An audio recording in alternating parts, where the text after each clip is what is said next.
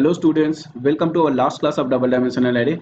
Last day you got these two programs to solve and I hope you have done the programs. Now in today's class we will check the solution of these programs. So sit with your pen and copy where you have solved the programs to check whether your programs are correct or not.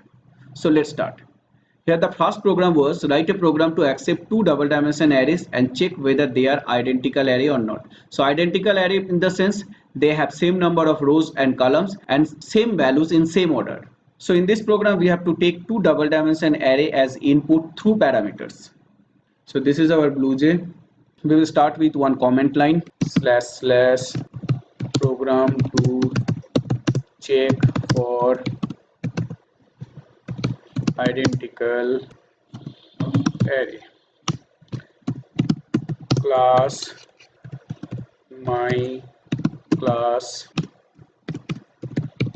void identical array.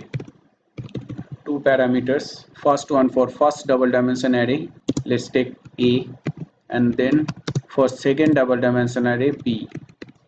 At first you have to find out the number of rows and number of columns present in first array. So int r equal to a dot length for number of row and c equal to a 0 dot length for number of column. So here in r and c variable we are storing the number of rows and number of columns of first array. With that we have to compare the number of rows and number of columns of b array. So if r is equal to b dot length means the number of row of a array is equal to the number of rows of b array, and c is equal to b0 dot length means the number of column of a array is equal to the number of columns of b array. If the number of rows and number of columns are same, then we have to check for their values. So make one for loop to get the row index. Int I equal to 0, I less than r I plus plus. Then inside that inner loop for column index. Int j equal to 0, j less than c, j plus plus. So this I loop and j loop will give the row index and column index for both the array, and here r and c the number of rows and number of columns of a array and b array, because here this condition is true, then only the control will come here. So now if I write here a of I j and b of I j, we will get the corresponding elements, because when I is 0, j is 0, so a00 means first element of first array a array, and then b00 for first element of b array, and next time for the second execution of inner loop j's value will be 1, and in that case we will get 0 1 for second element of first array with 0 1 for second element of second array. So in this way we are getting all the corresponding elements of a and b array. Now we will check for their not equality. So if a array's one element is not equal to the corresponding element of b array, then we can say they are not identical, because for one mismatch we can say they are not identical. But if they are same, we cannot say that the arrays are identical, because we have to check for all the elements from first element till last element. So in any time in nested loop, if this condition is true, we will display the message system.out.println arrays are not identical, and then you must terminate the execution of this function to come out of the function. Why? Because no need to check for any other elements for equality. So you close this inner loop, then outer loop, and if this condition never evolves to true inside this nested loop, then the loop will continue, and when it will reach to the last elements of both the array, then the outer loop will terminate for the false of this loop conditional statement. Here we will display the arrays are identical. So let me copy this line. Only here we have to remove this not part, close this outer if, and if any of this condition is not true, then they don't have the same number of rows and columns. So in else part we will write the same message, arrays are not identical. Close this function, and then we will close the class. Let me compile the program. No syntax error. Close it, create object, select your function to execute. Here you have to pass two double dimensional array.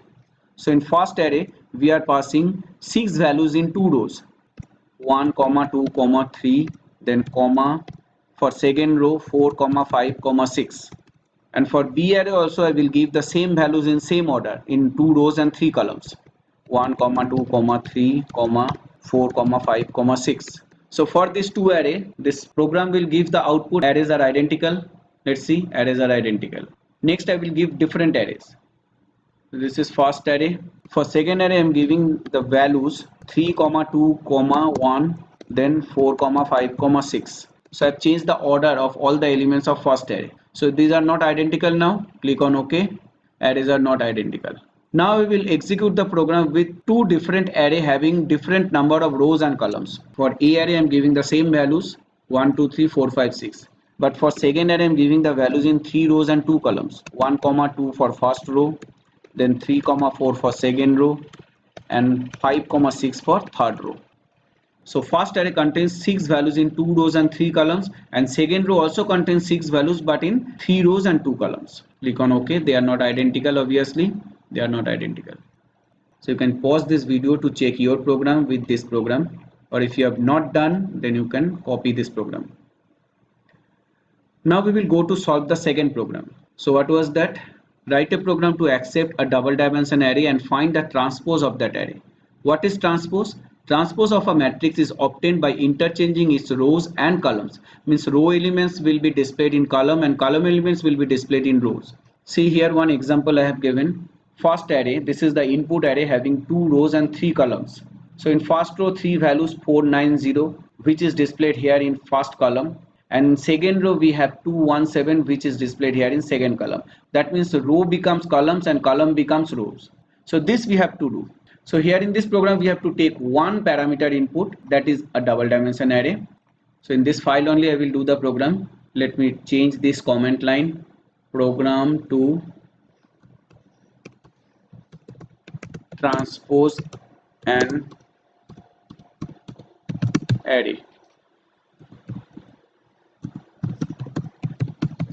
Transpose array.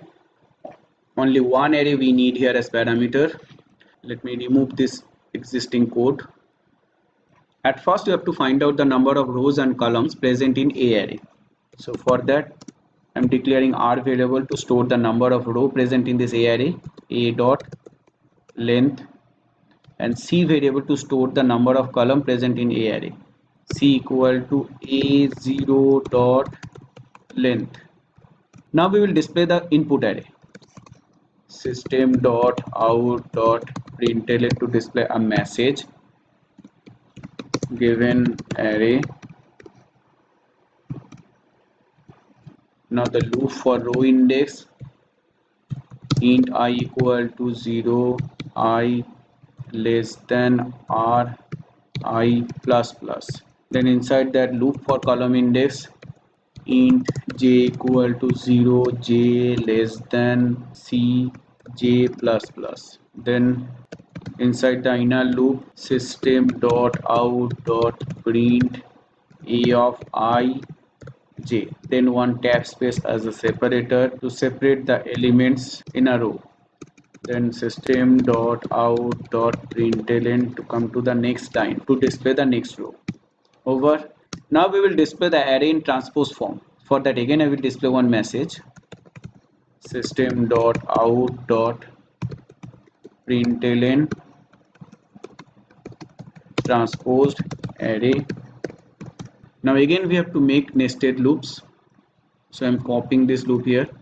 But here when we are displaying the original array, outer loop was for row index and inner loop was for column index. So for outer loop, which row index we are getting, in inner loop we are getting all the column index for that particular row index. And here we are getting all elements of a single row to display in one line using print statement. So next time in outer loop we are getting the next row index, that is second row, and for that second row inner loop will give all column index. With that we are getting all elements of second row to display in one line. Then println to come to the next line to display the next row if any. But in transpose array we have to display the column elements in row. That means for single column we need all row elements. Look at here, for single column we need all row index 4 and 2. These two are the row elements of first column. So first of all we need this first column all elements. That means for single column we need row elements. Means here we have to make the outer loop for column index now. J equal to 0, j less than c j plus plus, and inner loop will be for row index I equal to 0, I less than r, I plus plus. So this outer loop is giving one column index, and for that inner loop will give all row index. That means for one column we are getting all row elements here. In inner loop, when we are printing, j's value will remain same because j's value will come from outer loop, and i's value will be changed for each execution of inner loop. So j is first time 0 and I is first time 0 in inner loop. So 0 0 means first element of first column.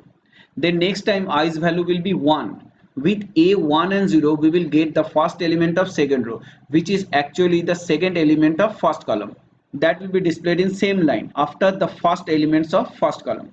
So first elements of first column and then second element of first column will be displayed next to each other in one row, because I have used print statement here. Then next time j will give the second column index. For that second column index, inner loop will give all row index. That means all row elements of second column will be displayed using print statement in one line. That means in one row, and then println to come to the next line, and in next line again it will display the next columns all row elements. Okay, so let's check.